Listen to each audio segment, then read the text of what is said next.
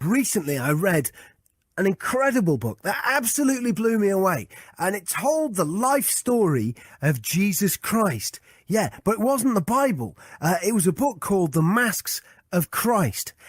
And the thing about it is it, like a story, tells, like a storybook, tells you about this bloke called Jesus, and it uses historical facts as well as bits from the Bible to piece together what may have happened and who this bloke was and what he did, whether he existed, and all that kind of stuff. And it blew my mind. And I'm very excited to have the co-writers of that book on the show, Lynn Picknett and Clive Prince. Thanks for joining us on the show, guys. Hi, Nick. Hi there. Do you know, your book is awesome. It absolutely blew me away. I mean, wow, just unbelievable. What we're going to do is this will be the first in a series of interviews. And on tonight's show, I'm just going to ask you to tell us the truth behind the birth of Jesus. What actually happened? What can be proven? Which bits of it are true? Did they meet in a stable? Was there a virgin birth? How did it all work out? Break it down for us. Well, can I first say that, a lot of people out there might not know what the story is supposed to be. The story is supposed to be that Jesus was the Son of God. He was born of a virgin. Her name was Mary.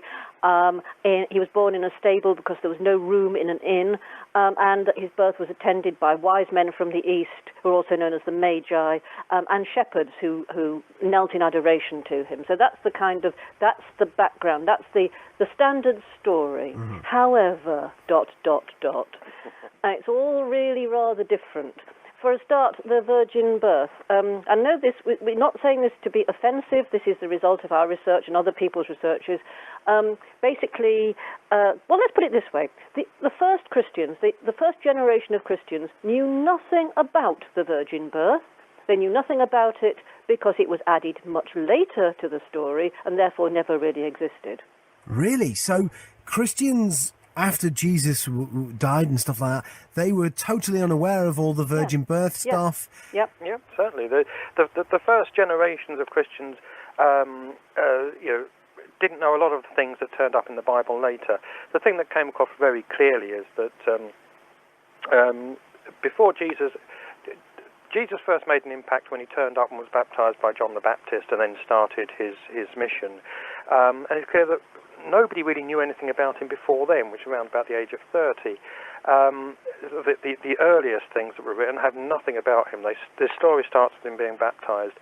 All the other material, now obviously later on people said, well, where did he come from? What did he do before he turned up? And they filled in the gaps, and they actually filled in the gaps by actually borrowing stories from other myths, other gods, even stories of Roman emperors, and basically kind of made up this fictional story, which is the one that we celebrate every Christmas. And there's really nothing in that stands up historically at all. It's all later inventions. The very first Christians didn't know anything about all that. Is it the case that this story then is lifted from earlier stories, or was it just someone invented it one day, sat down and wrote it for a bit of fun? Well, the thing is, Nick, that it's one of those sort of moments of revelation when you start as an early age as a Christian, as I did, and then you have various stages of research which are revelations. And a quite basic thing, actually, is that at the time and place of Jesus' life, around the Mediterranean, there were many, many other what's known as dying and rising gods. Gods that died, usually on a Friday, and rose again on a Sunday or a Monday, but most Christians don't know that. But it was actually a fact, and as I say, they were known as dying and rising gods. The Egyptian god Osiris, for example, consort of Isis, was a dying and rising god who died on a Friday, rose again on a Sunday. And all of these dying and rising gods had very similar nativity stories to Jesus. They were attended by, their births were attended by shepherds. There were angels singing. They were in a cave or a humble place, and they had the wise men coming and kneeling and giving them gifts. So, in fact, all of that was just lifted from other gods' stories. So, I'm not overly familiar with the Bible. Is the birth of Jesus, how many times is that story told? How many different Gospels tell it? Out of the four Gospels that people are, the main ones included in the New Testament, Matthew, Mark, Luke, and John. It's only Matthew and Luke, which are the later ones, that tell the story of his birth. They actually tell completely different stories of his birth. Really? Different in very fundamental ways. One has the story of the massacre of the innocents, where Herod decrees that all babies under 2 years old have to be killed. The other gospel doesn't know anything about that story, which, if it was true, must be, is a bit of an omission. So only 2 of the 4 gospels say anything about him before he's 30. And the gospel that is generally reckoned, certainly to be the first one that was written, which is Mark's gospel, just starts with him being baptized. Nobody knew anything about him before that. In fact, there's only one thing that you can really extrapolate from those early stories about him, what happened to him before he was 30, and that is that nobody knew who his father was. That's as far as it can go. This seems to be where the whole virgin birth idea came from, because when Jesus was around and was preaching as a grown man, people knew about his mother, but nobody knew anything about his father. His enemies explain that in a completely different way to him being the fairly son of God. obvious way, actually. Yeah, his enemies But imply. that's the only thing you can say with any historical certainty. So the people that opposed him implied that his mother, was having lots of different fathers, and maybe that was part of the reason why he was what he was. But do you know what I found fascinating about reading your book is that it really drew me face to face with the fact that the Bible consistently contradicts itself. One of the things you're talking about there, and this ties in with the birth of Jesus, and just a final thing to wrap up on really, is in the Bible, am I right in thinking that it has a line of descent? Joseph, who's supposed to be, the one that Mary's married to, there's a line of descent for Joseph, but there are 2 separate sets of ancestors that he's got in the Bible. Do you want to elaborate on that? Yes, there's the 2 that do talk about his early life, which is, as I say, is Matthew and Luke's Gospel. Both they set out to prove that he's of the line of David, descended through Joseph, his father. They also insist he's the son of God, but let's not get hung up on that contradiction. So they both try and prove by presenting genealogies going back to David to show how Joseph is descended from David. But they both give completely different ones, not just different, but incompatible ones. They both can't be correct. Probably neither of them is correct. And the Bible keeps doing this, absolute contradictions. There's no way you can actually justify them all being, the Word of God and divinely inspired, because out of the 2, at least one has to be wrong. So, you can't have the idea of it being totally infallible. And the evidence is that actually we think both genealogies are wrong. They were both so desperate to convince the followers that, yes, Jesus was the son of, descended from King David, which is supposed to be one of the signs of the Messiah, but not only do they contradict themselves by tracing that line through Joseph and then insist that so Joseph wasn't the father anyway, but they actually come up with completely different lines that just you can't reconcile the 2 at all. People have tried, nobody's done it. Can I just point out one little thing which always amuses me? And people repeat this in church at Christmas. The line, "And his name shall be called Emmanuel." So why wasn't it? He was called Jesus. Oh, right, that was one of the prophecies, wasn't it? There's someone coming back, and his name will be Emmanuel. Yes. And then it wasn't. Brilliant. The amazing thing is they left it in. Do you know what? I read your book with my jaw to the floor throughout the whole thing. It's an incredible book, The Masks of Christ, and I want to thank you guys for joining us. Water into wine. Did Jesus turn water into wine? What's the basis of this story? Well, it's one of the stories told about Jesus, which only crops up in one gospel, John's gospel. It's not in the other 3 at all. And it's one of those kind of, one of the many puzzles about the Bible, about why it's only in one gospel and not in the other 3. There's quite a few episodes like this, not only because it's quite a interesting, quite a fun miracle, but also it's quite a pivotal one, because in John's gospel it's the first miracle that Jesus ever performs, and it's his kind of like opening number. His debut. Yeah. So the thing is, well, if it's in one gospel, but it's not mentioned at all in the other 3, why not, if it was that important? Now, what we tried to do in The Mask of Christ was go through the stories about Jesus, primarily the ones in the New Testament Gospels, and say, like, did this really happen? Did this not happen at all, which there are many episodes in the Gospels where you can say actually they're completely made up later, like the nativity stories we spoke about before, or in many cases, actually nobody really knows one way or the other. The water into wine one, unfortunately, probably comes into the made-up stories because there's an interesting idea that it was actually a parable told by Jesus, that somewhere along the line somebody got mixed up and actually thought it was something they'd actually done rather than speak about. But the other very important thing is that it's possible to see where the story was taken from, and it's actually taken from the myths around one of the pagan gods around at the time, a god called Dionysus, the god of wine, who turning water into wine was one of his things. So let me clarify this. This is a story that was told about is a Greek god, Dionysus, who actually turned water into wine in much the same way. Probably was it at a wedding or something? How did it work? Yes, it was a wedding. Can I just say before we get on to that Dionysus was another dying and rising god whose birth was, his nativity was attended by wise men and angels and shepherds, and who died on a Friday and rose again on a Sunday. So there is a connection there, but only a sort of, an iconic one. I see. Because one of the things that struck me about, reading your book, one of the things that struck me about it is the way that the Gospels have been sort of gradually changed over the years to account for things that were happening at the time. And I can't cite exactly where this happened, but I seem to remember reading that there's a point in the Bible where Jesus suddenly announces to his followers that actually he's not a drunkard, just in case any of you lot are confused about that. And that was written at a time when there were rumours going around that this Jesus guy that everyone was worshipping was a bit of a drunkard, and someone wrote it in the Gospel angrily. Is that right? Yes, because there's no other reason for it to be there. Suddenly Jesus turns around and says, well, I'm not a drunkard. It's like, who said you were? It's obviously, these things were put out by his followers they tell you that in order to deny it, that means someone was telling the story that actually he was. That he was...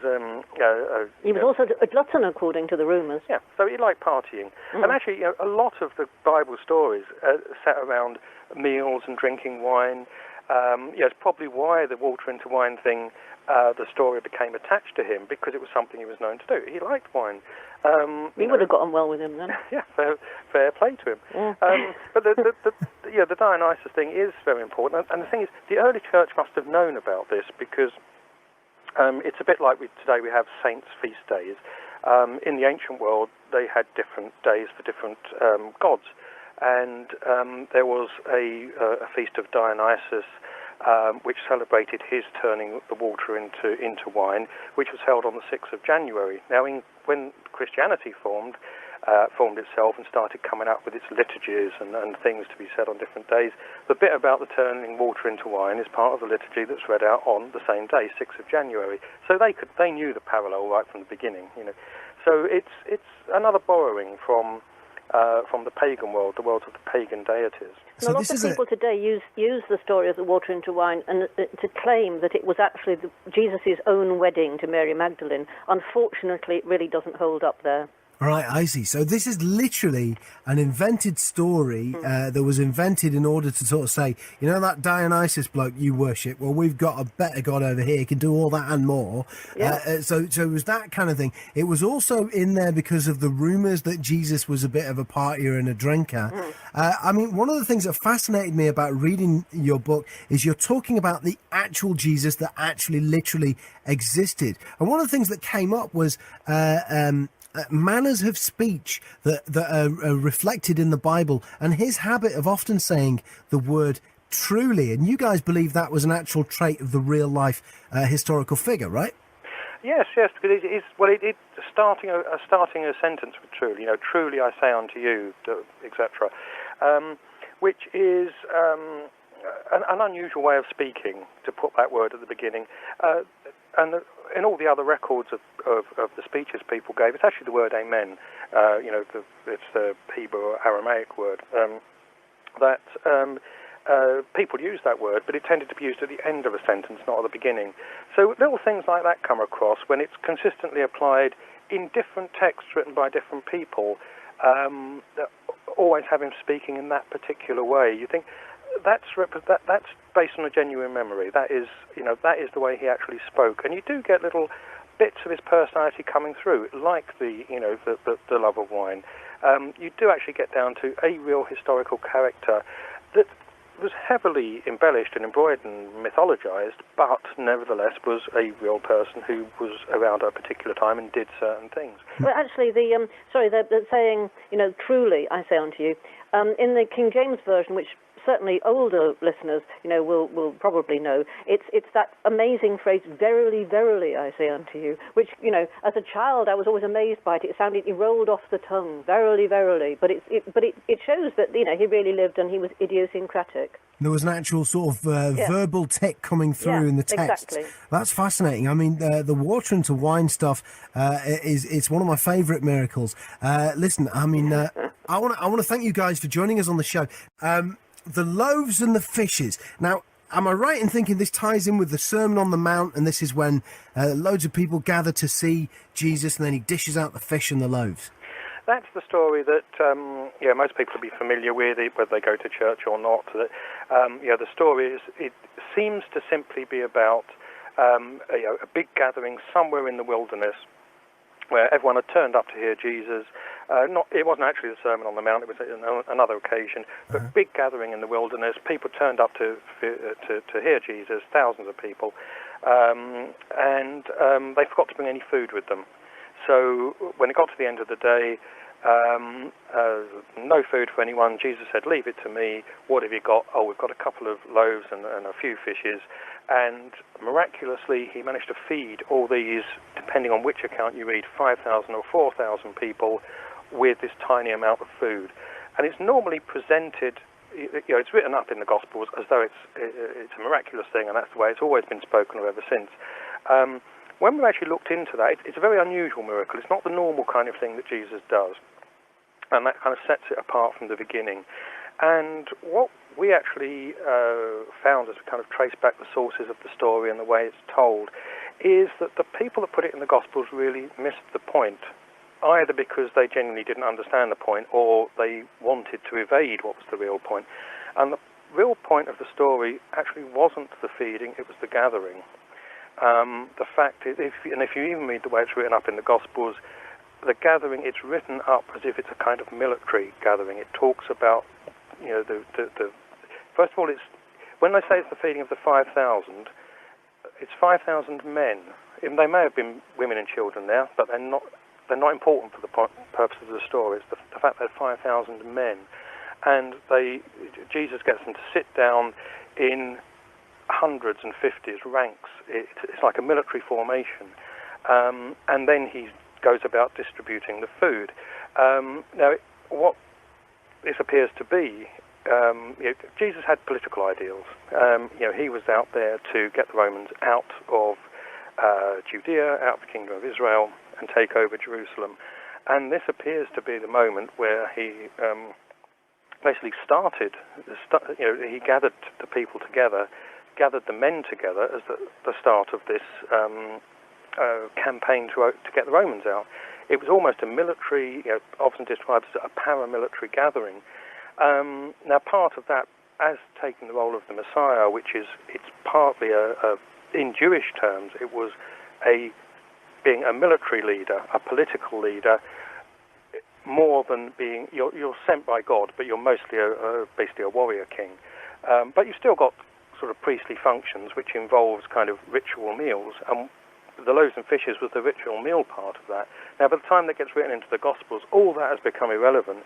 So they're thinking this was a really important event in Jesus' life and career, but what's it got to do with it? Oh, it must be that he miraculously multiplied this food, and that's not the way it was told at the beginning. It's not the food that's important. Obviously, there were no women involved because women would have seen to the catering.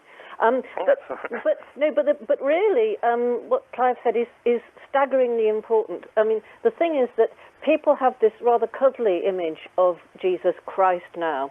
And they think that he was this lovely man who came and healed the sick and is there for you. And why not? Indeed, because that's faith. But we're talking about the historical facts as far as we could piece them together. And the thing is that, as Clive said, we can't stress this too much. the Jewish Messiah was not supposed to be a spiritual leader for the whole of the world throughout history, who atoned for our sins by dying a really horrible and shameful death. And that's the whole point. Jesus actually, and there is actually no other way of putting this, it sounds shocking, but it's true. By his shameful death on the cross, because he was killed as a criminal, basically he could not have, that showed that he could not have been the Jewish Messiah. He was, in fact, as far as the Jewish people were concerned, the Antichrist or anti-Messiah by doing that, by being arrested as a criminal and by going through all that. The Messiah was supposed to lead the people against the enemy, in this case the Romans, and he did none of that. Wow. So hang on a minute. Let me get this together. This is a lot of information here. It's one of the reasons I want to cover this specifically as in an interview chunk. The loaves and the fishes. Basically, what we're talking about here is the gathering of an army, of 5,000 to 4,000 men, ready to cause a bit of nonsense. And there he is. He's capable of feeding the army as well, and they're all ready to rock. And I mean, one of the things as well is, it compromises the image of Jesus as kind of the Prince of Peace. And then one of the things that I'm thinking of as well is something I read about in your book. His disciples were pretty spicy characters, weren't they? And they were pretty handy with the blade and stuff like that, weren't they? Oh, absolutely. I mean, you just tell from Jesus gave them nicknames, the most famous one being, his disciple Simon, who was called Peter. Peter meaning the rock. And we're given this kind of pun, that, on this rock I will build my church, says Jesus. Pun doesn't work in the context of his time because there was no real concept of a church as a building at that time when he was speaking. And that pun only turns up in one gospel. In the other gospels, Simon is nicknamed the Rock, but it doesn't say why. Well, actually, the most obvious reason of calling him the Rock is because that's what he looked like. It's like calling him Rocky, as like the wrestler pointed out. Like the wrestler, The Rock. The Rock, yes, The Rock. Then you've got a couple of others, a couple of brothers in there who Jesus named the Sons of Thunder. And then you've got little stories in the Bible where people do things that offend Jesus. And the Sons of Thunder are the ones that say to Jesus, shall we sort these people out for you? And Jesus, of course, says, no, leave it. But you get this image building up of actually rather, these are rather more serious guys, bit of a hard men around him, and there were also certainly signs. There was another Simon, not Simon Peter was Simon the Zealot. Now, the Zealots were kind of these extreme nationalist, not quite terrorists, but going that way, freedom fighters. Judas Iscariot. No one quite knows what Iscariot means.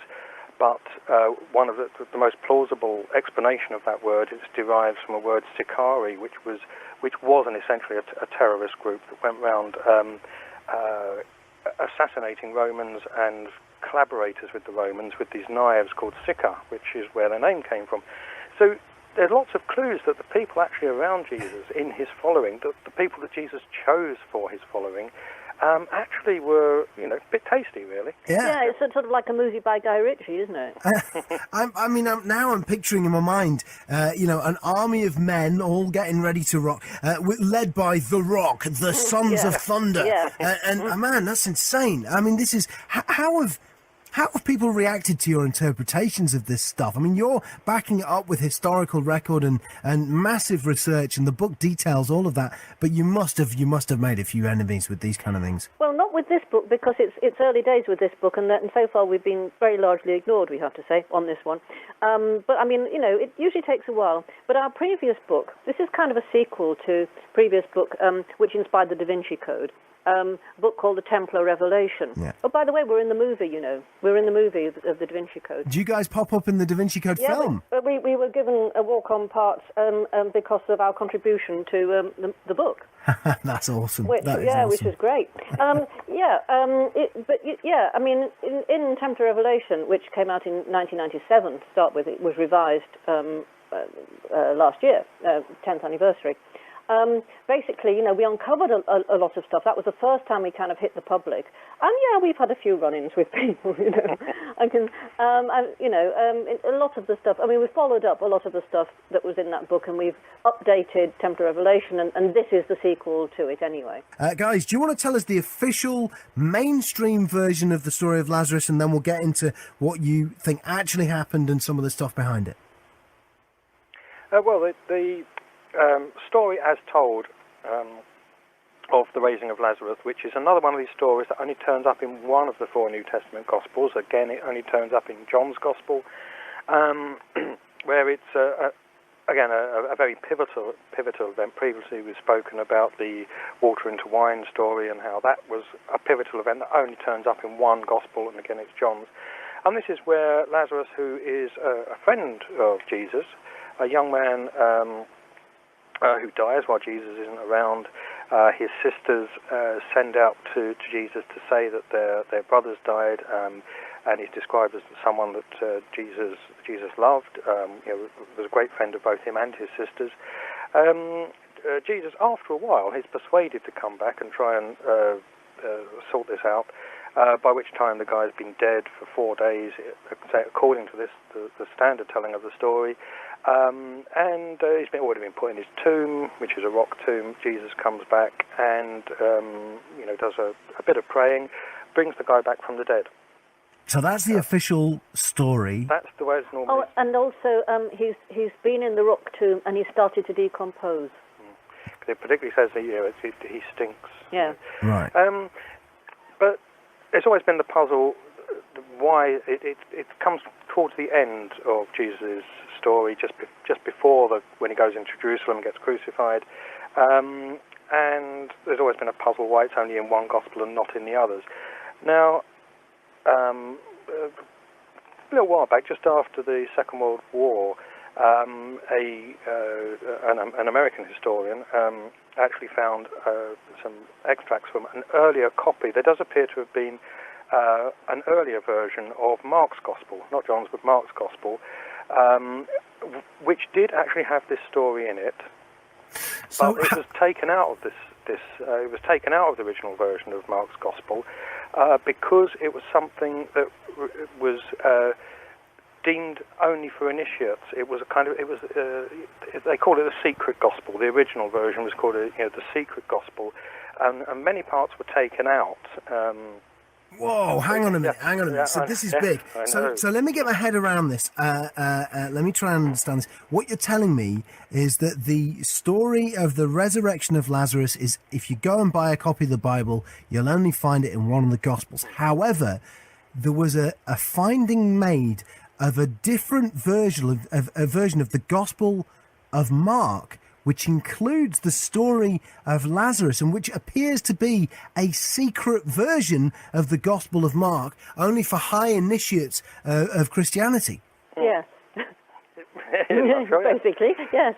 Good God. And there are, we don't know how many differences, but there was this kind of idea that Mark's Gospel, as originally written, had stuff in there that wasn't for everybody, that was only reserved for the high initiates, and stuff was taken out. This was an American scholar. He died in the 90s, called Morton Smith. His work is very controversial. Since he's died, he's actually been accused of hoaxing this. Something we go into in the book in some detail is to actually say why he couldn't possibly have hoaxed it. It must be true.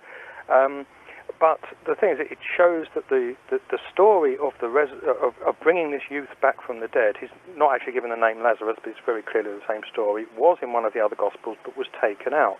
And the reason it's taken out is because when you read it in that version, in Mark's original version, it's obviously something that it's a ritual. It's not a literal, as it's told in John's Gospel. It's told in a very literal way. Jesus brings somebody dies, Jesus brings them back from the dead. Kind of end of story.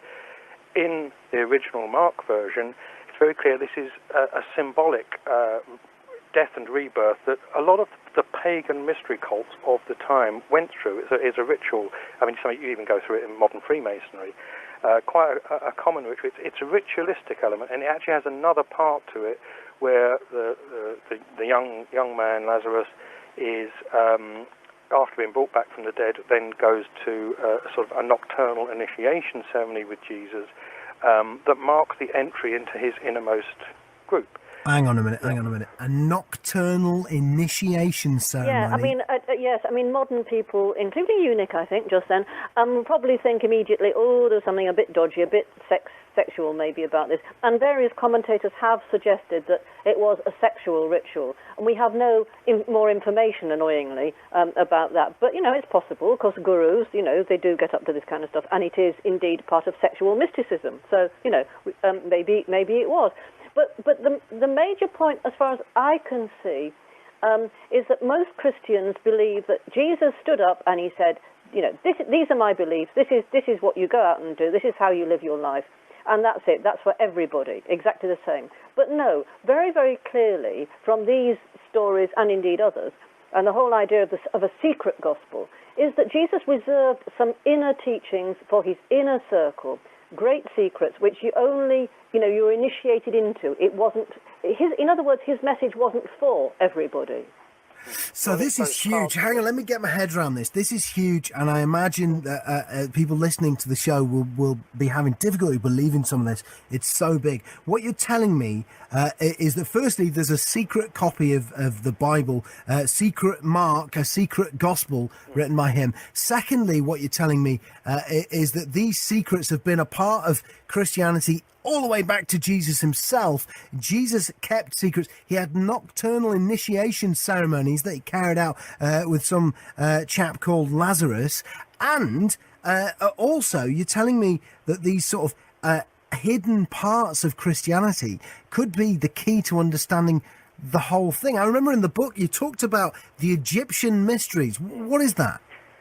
At the time that Jesus was doing his thing in the world around him, the Roman Empire, which is basically taken over from the Greeks before and incorporated the Egyptians, all these pagan, what they called the mystery cults, the mystery schools, and mystery religions that were around, all based really around dying and rising gods and goddesses, and they all had these kind of inner rituals in which you were initiated into it. Things like baptism was a classic one, going through a symbolic death and rebirth.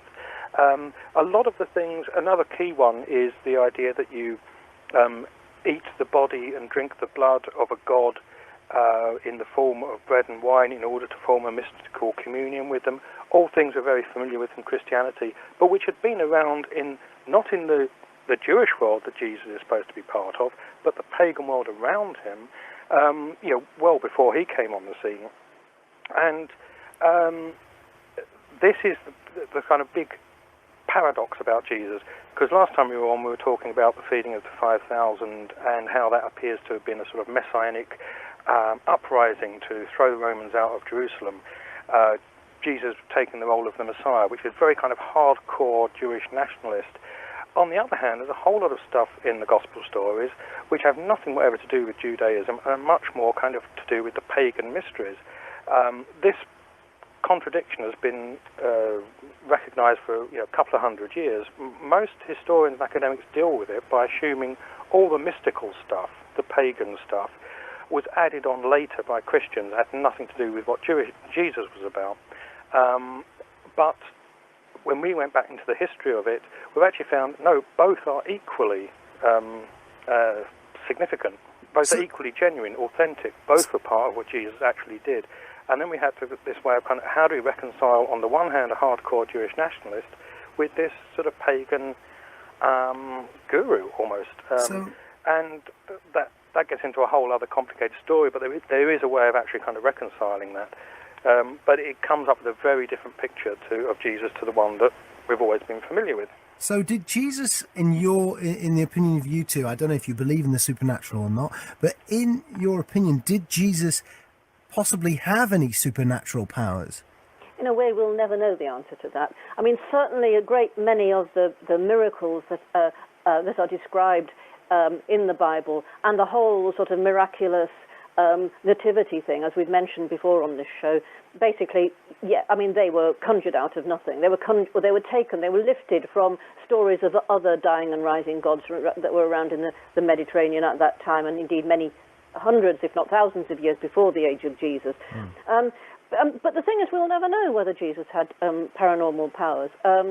It's quite it kind of amuses us that, you talk to vicars and priests and you use the word occult to them, and you say, oh, Jesus was obviously an occultist. He could do all, how dare you, they're all not the occult, that's a naughty thing. Jesus was Jesus, and only he could do these things. Well, we do believe that it's possible for people to have, unusual powers, shall we say. He was using things like you're literally talking about the occult means hidden, Yes, and he was yes. literally using hidden magic, which has been concealed from humanity over these years. So was Jesus really crucified? Did that really happen? Well, he actually must have been crucified because he was supposed to be the Jewish Messiah, and the last thing that should have happened to the Jewish Messiah was that he was crucified, because it was a criminal's death. It was a shameful death. And the Jewish Messiah was supposed to be not a spiritual leader and certainly not, a criminal. He was supposed to be this noble hero who would lead the Jews against their enemy, in this case the Romans. So, yes, he must have been crucified. It was an awkward fact. Right. It must have happened. It's an ugly fact that has to be dealt with. Yeah. Okay, so he was crucified. Is that recorded? Is that a matter of record outside of the Bible? It is recorded by some Roman chroniclers. They're not actually of the time, but they're basing it on earlier records. That he was crucified by Pilate. The really significant thing is it's very clear, despite the way the Gospels stories spin it, it was the Romans that crucified him. Crucifixion was a Roman penalty that was reserved for basically rebellion against Rome, rebellious slaves or subject people that tried to have an uprising. Crucifixion was the prescribed death for those. Because one of the big controversies for people who aren't entirely familiar with this story and the ramifications it has throughout human history is that a lot of people try and pin the death of Jesus specifically on the Jewish people, and that's what's caused so many of the problems and racism and difficulties that we've had throughout human history. That's true. The reason that happened was because by the time the Gospels were being written, they're being written by Christians who are now in the Rome, trying to make their way in the Roman Empire. They're trying to differentiate themselves from the Jews. The Jews had, about 30 years after Jesus' time, there was a rebellion. The Jews rebelled against Rome. Romans put the rebellion down. And so the Christians of that time, after that rebellion, were very keen to say to the Romans, look, we're nothing to do with those Jews who have been causing you all these problems, and we're harmless. They then had a problem in admitting that the founder of their religion, the person they're following, had been executed by the Roman governor for rebelling against Rome. So they rewrote the story to make the Jewish authorities of Jerusalem responsible for it. So they passed the buck. Now, it's quite possible that the Jewish authorities, who were basically in collaboration with the Romans, had a part in it. They probably handed Jesus over to Pilate. But the Gospels actually have this part of Pilate actually washing his hands to show that he's innocent. You go through that story from a historical perspective, knowing what we know about Pilate from other historical sources. Hard man, didn't cave in to people easily. It was actually eventually removed by the emperor for being too hard. And that was by Roman standards.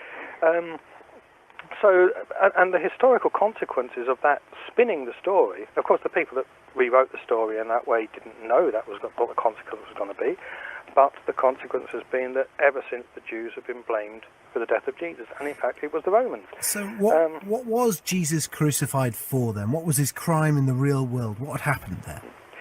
It could only have been rebellion. That if he was crucified, as I said earlier, that was the sentence that was reserved for those that rebelled against the authority of Rome. Now that could mean in all kinds of different ways, from the point of view of actually leading an uprising to the fact of proclaiming yourself the Messiah in a Jewish sense, which basically meant you were the king of the Jews. You're opposing the emperor's authority. So it doesn't have to be a violent kind of revolution, but just the very fact you're saying, I'm the true leader of these people. You're you're contradicting the emperor's authority. That's rebellion. So it's got to be something like that. It was the Romans he annoyed, not the Jewish leaders. Yeah, and we must remember that every Christian child knows this. I learned it at Sunday school many years ago, centuries ago, when he actually entered Jerusalem on a donkey, and everybody thinks it's a bit weird, but it sounds really nice and sort of a nice thing. But actually, no, it was hardcore Jewish nationalists. That was because it was prophesied that the Messiah would do that, and so he was actually obeying. He was kind of using as his crib sheet the Old Testament. What does the Messiah do? He does this, he does that. Right, I'm going to do it. All right. So, I mean, listen, we've spoken in the past about the miracles of the loaves and the fishes, where Jesus, it looks like, was gathering together an army. I mean, then there's something else that we've not yet mentioned, which may tie in with his crucifixion, and that's when he sort of famously kicks off at the temple and gets a little bit spicy and violent. I mean, are these things? This is a picture of Jesus as kind of a military leader who's leading a revolt against Rome and is ultimately crucified. Yeah. See, that's what the Messiah, we kind of think of it in the way that Christians redefined the term Messiah or Christ. They redefined it because they had to, because it conspicuously failed to do what the Messiah was supposed to do. The Messiah was supposed to be somebody that would take command of the people of Israel, not just the Jews, but the other tribes as well, would gather them back together, would throw out the oppressors, would establish a kingdom, what was a return to the old kingdom of Israel as it was under David and Solomon and people way back in the past, and then make that kingdom, that nation, into the most powerful nation on earth. That was the agenda. He was basically meant to be a king that would restore the greatness of these people. That's why earlier, when we spoke a while back, saying that in what he actually achieved, it's supposed to be someone that elevates the Jewish people and the people of Israel to the greatest nation on earth. The actual effect he had was the complete opposite. He created a religion that spent most of 2,000 years trying to put those same people down. But that's what the Messiah was supposed to do. And so here's the $1 million question then, right? Did he rise from the dead afterwards? No. Basically, next question. No, I mean, there you have, the disciples. Probably not that many of them, not thousands and thousands, but there you have the disciples. And, he's their leader, and they're a bit mystified by him most of the time, reading between the lines, but they think he's great. But then, basically he gets done horribly and shamefully to death by the Romans. And they think, but it's all fallen apart. It's like the cult leaders today who say, the world's going to end in 2 days' time, and and you've got to sort of, change your clothes and wear something strange on your head and give up all your property, and then 2 days comes and it's not actually happened. What should we do? And it's but on a much larger scale to them, because their leader has been. And we can't stress this too much. It wasn't just a horrible death that Jesus suffered, and it was truly horrible, but it was shameful. Not just because he was bracketed as a common criminal with all the other guys who were crucified. There were a great many of them who were. But actually, it's a horrible thing to dwell on. But actually, the death itself was truly humiliating, because it took a long time. It took many hours, and you were hanging there, on a cross. People could see you, and you lost control of your bladder and bowels. That was part of the deal. It was shameful in every sense. So basically, once he had died this death, they had to, basically, it was damage limitation. What could they do? First of all, they could steal the body, which is almost certainly what happened. So there was no body in the tomb. And then suddenly, there were all these stories about him. Well, I say suddenly. Actually, no. Because St. Paul, who was, sort of rejigged Christianity and made it what it is, he didn't know anything about the resurrection. So hang on a minute. Let me just qualify who St. Paul is. St. Paul is a guy who writes and puts together most of the Bible. He comes along way after Jesus has died, never met Jesus, and you're telling me that he didn't know about the resurrection? No. Well, he knew about... It's an odd thing, again, we're so used to this story, it's hard to imagine that there was a time when it was different. The very first generation of Christians didn't believe that Jesus had come back from the dead in a physical sense. They believed that he'd come back in a kind of a spiritual sense. In other, he was a presence that you felt, a bit like Christians still do to this day. They say they feel Jesus. The earliest stories, the thing that Paul knew, Paul was converted by a vision of Jesus and a feeling of the presence of Jesus, very famously on the road to Damascus, and that is the experience that most of the early Christians had. The very first gospel that was written, Mark, didn't have any appearances of Jesus when he resurrected. The version we have now does, because they tacked that on later, but the very first versions that we know historically, the earliest surviving copies, actually just stop with the discovery of the empty tomb. So the very first Christians didn't have this physical resurrection, they had a spiritual one. Later, by the time the Gospels were written, they had started to tell stories where Jesus had physically come around and been touched, and he'd eaten fish, things like that. Now, the reason for the change is actually very interesting.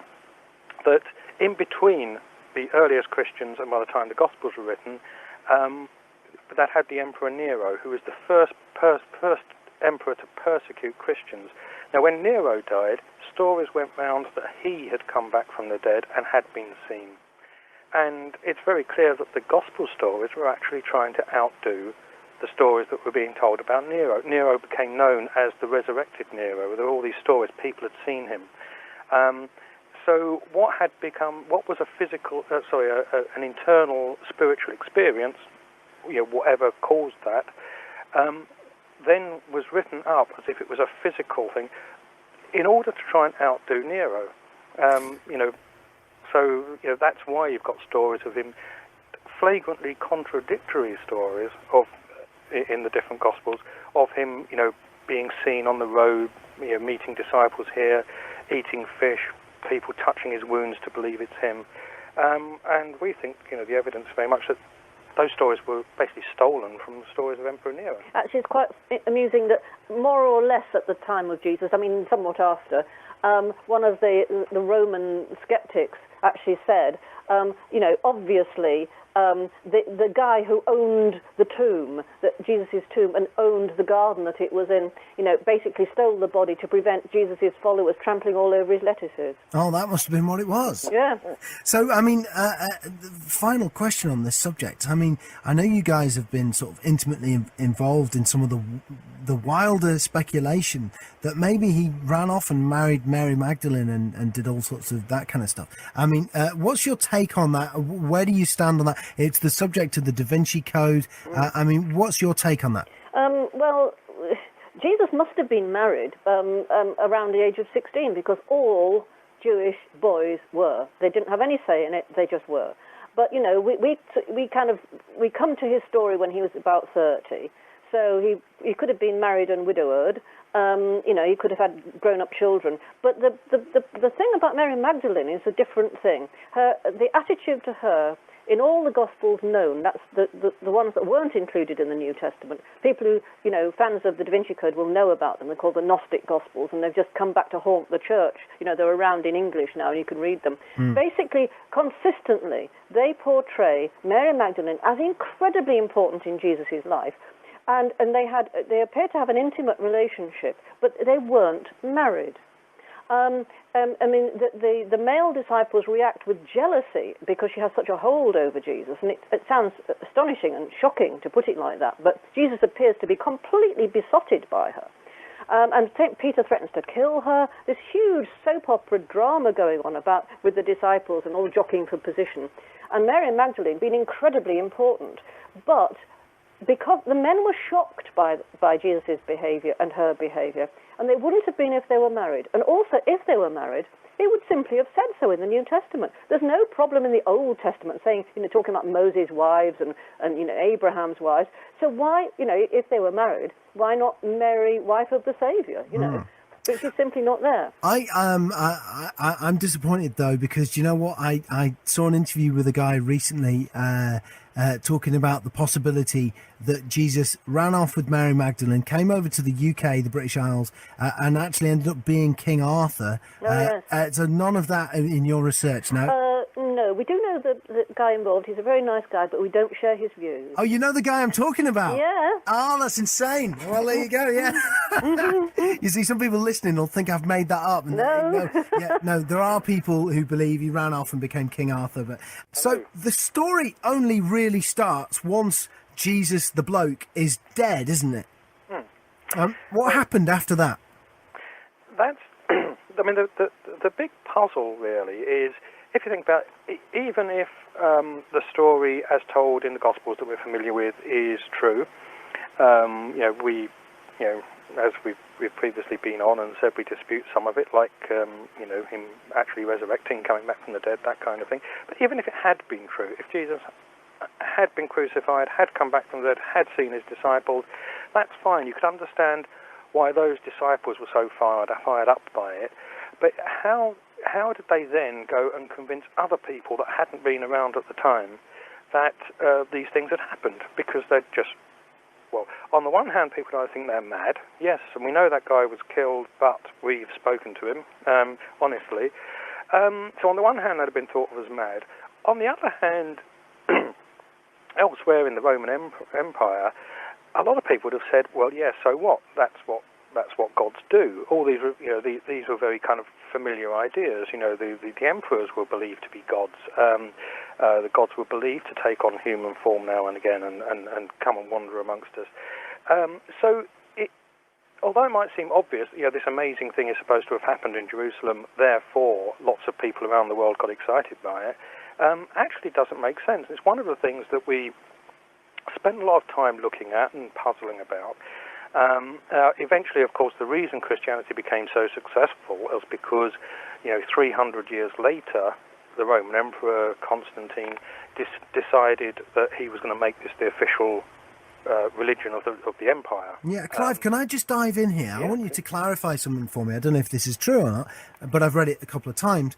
Am I right in thinking that Constantine was sat there and he saw a UFO and then he thought, I'm going to be a Christian? It could. They're all kind of stories. Had this vision of.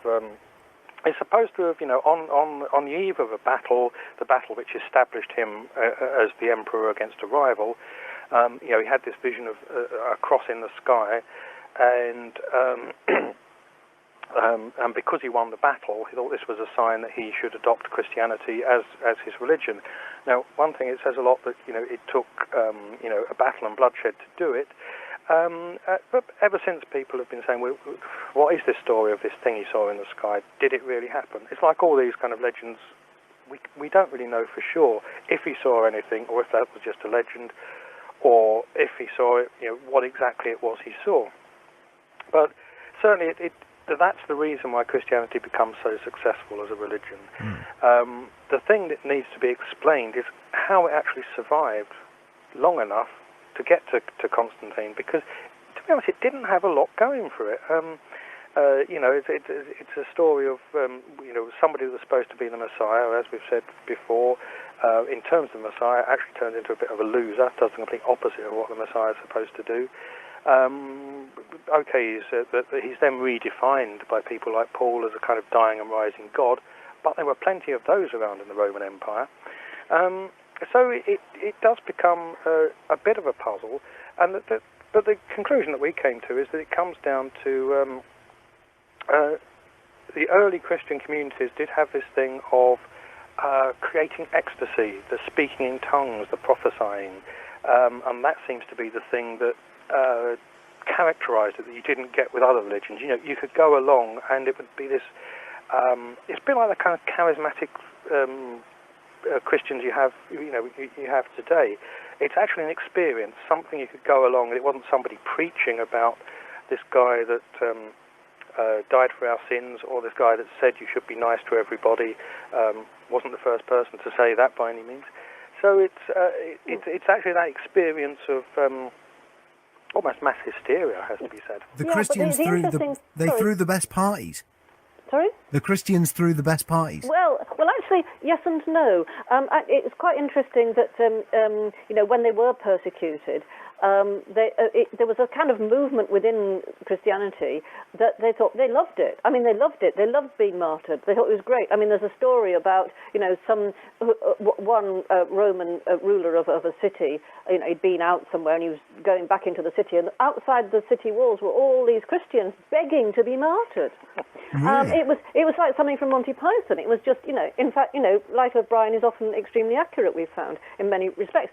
But there was a kind of political element, perhaps, in Constantine choosing, well, it had to be, when the emperor choosing Christianity as the state religion, because it kept people in their place. Basically, if you weren't wanting to be martyred, you were basically, you stood back, you didn't actually rise up, you weren't going to be a rebel, you weren't going to, commit bloodshed, you were going to do as you're told, because in the next life you would go to heaven. And, it would obviously appeal to rulers. So am I right in thinking that most of the Bible is written by people who never met or knew Jesus? Yes. The Gospels were put together quite some time afterwards. It's a matter of debate exactly how long, but at least 20 years, probably quite a bit longer than that. Bits of the stories in the Gospels do go back to Jesus' life. People assembled it from all different sources.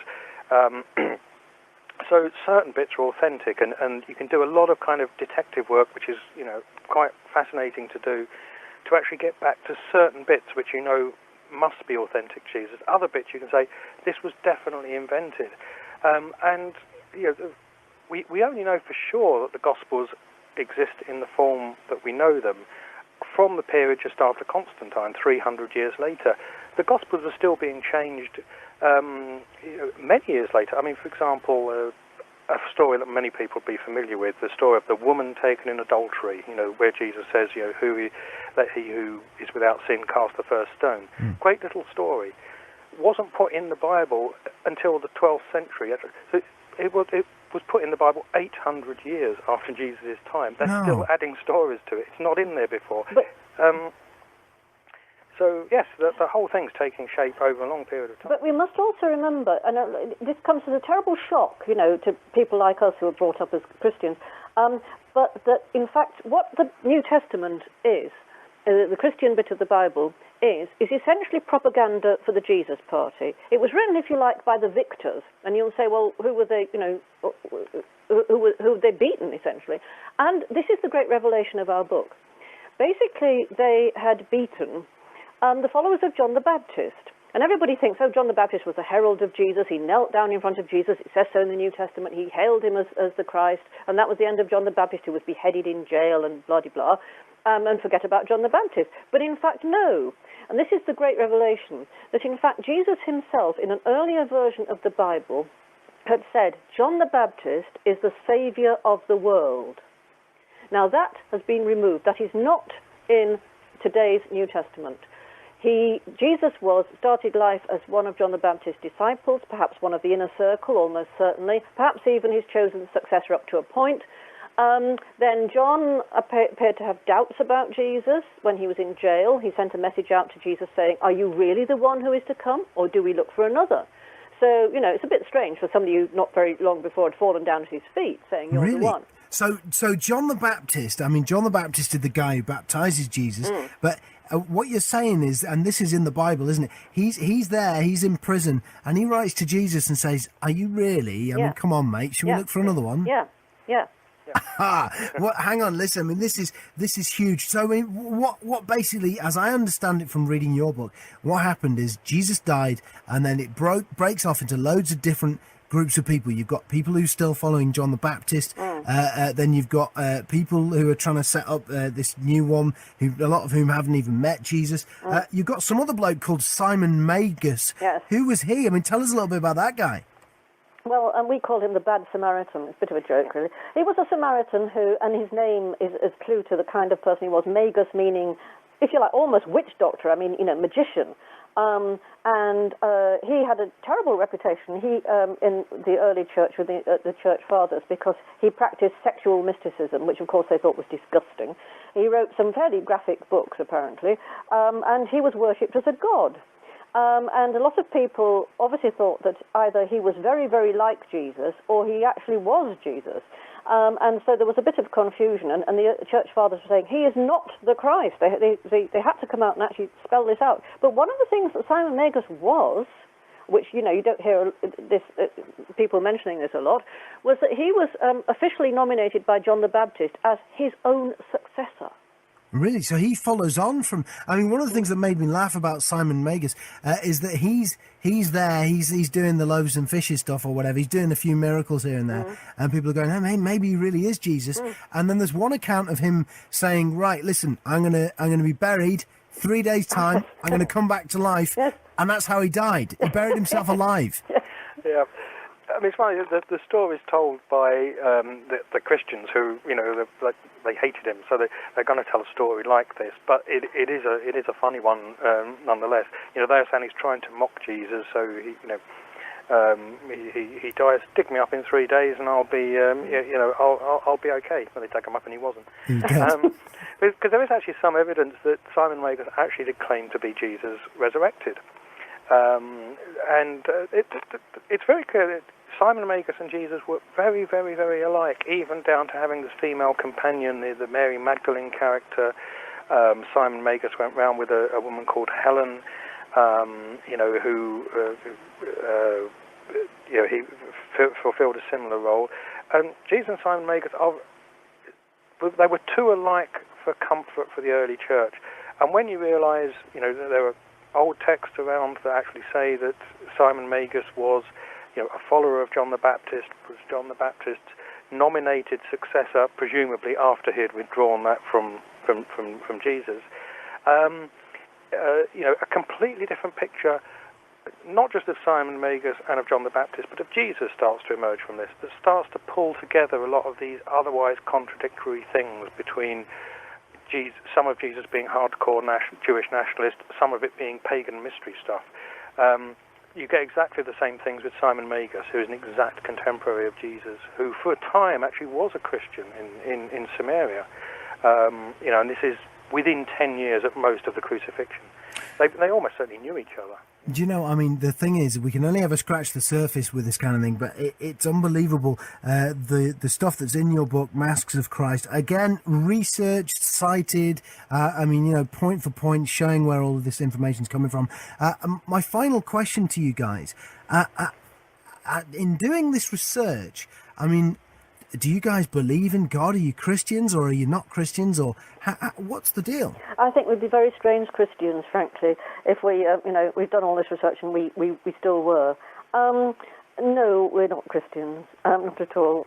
In fact, I have to say that we find the church a very strange organisation, especially putting it delicately. And all the things that Dan Brown said about the church, we could, times by 10. Really? But the actual belief in Jesus, you cannot quarrel with. Not our belief, but Christians' belief. You can't quarrel with faith because it's an emotional experience.